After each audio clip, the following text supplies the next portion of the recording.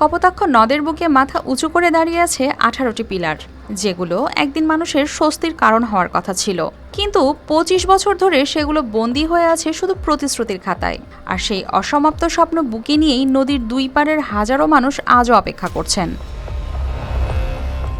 সাতক্ষীরার তালা উপজেলার জালালপুর ইউনিয়নের কানাইদিয়া কপিলামুনি সংযোগ সেতুর নির্মাণ কাজ শুরু হয়েছিল প্রায় 25 বছর আগে, কিন্তু এলজিইডির তত্ত্বাবধানে শুরু হওয়া এই প্রকল্পের কাজ মাঝপথে থেমে যায়। বর্তমানে কপোতাক্ষ নদের বুকে দাঁড়িয়ে থাকা 18টি পরিত্যক্ত পিলার শুধু একটি অসমাপ্ত সেতুরই নয়, সাক্ষী হয়ে আছে হাজারো মানুষের দীর্ঘ অপেক্ষার। যদি এই ব্রিজটিকে বাস্তবায়ন করা যায়, কারণ এই ব্রিজটি এমন একটি জায়গায় অবস্থিত যেটি শুধু দুই জেলাকে সম্পৃক্ত করে না, এটি পার্শ্ববর্তী দেশ ভারতের ভোমরা বর্ডারকে অত্যন্ত প্রায় 1/3 জায়গা পথ এখানে কমে আসবে, যেটি ব্যবসায়িক একটা বৈপ্লবিক পরিবর্তন আসবে। স্থানীয়দের অভিযোগ, প্রতিদিন প্রায় 19টি গ্রামের মানুষকে জীবনের ঝুঁকি নিয়ে দীর্ঘ বাঁশের সাঁকো পার হয়ে চলাচল করতে হচ্ছে। এতে ভোগান্তির শিকার হচ্ছেন কৃষক, রোগী ও সাধারণ মানুষ। AKS অর্জন করলো গিনেস ওয়ার্ল্ড রেকর্ডস। AKS ব্রিজটা না হলে আমাদের খুব দুর্ভোগ, রোগীপত্র আনা নেওয়া খুব সমস্যা। এর জন্যই সরকারের কাছে আমাদের আবেদন এটা, যাতে ব্রিজটা খুব দ্রুত হয়ে যায়।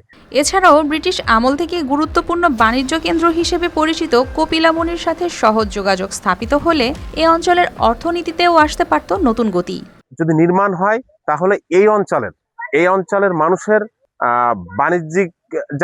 বাণিজ্যিক ক্ষেত্রে যেমন সম্প্রসারণ ঘটবে, জীবনযাত্রার মানও বৃদ্ধি পাবে।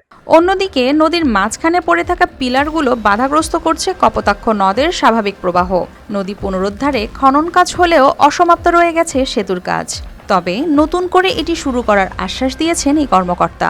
সংলগ্ন যে কপিলমুনি কানাইদিয়া সংযোগ যে সেতুটি, এটি 2001 সালে সর্বশেষ কাজ বন্ধ হয়ে যায় এবং দরপত্র বাতিল করা হয়।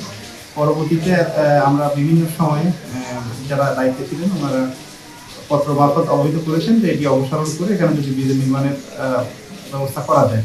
তো তারই পরিপ্রেক্ষিতে আমাদের অফিস থেকে আপনার ওখানে যে অসমাপ্ত কাঠামোটি আছে সেটি অপসারণ করে ওখানে নতুন করে ব্রিজের প্রস্তাবনা দেওয়া হয়েছে। দীর্ঘদিনের এই অপেক্ষা যেন শুধু একটি সেতুর জন্য নয়, ওই অঞ্চলের উন্নয়ন ও মানুষের নিরাপদ যাতায়াতের অধিকার ফিরে পাওয়ার প্রতিশ্রুতি ও অপেক্ষা নয়। এবার উদ্বোধনের দিন দেখুক কপোতাক্ষ নদের দুই পাড়ের মানুষ। News desk, RTV।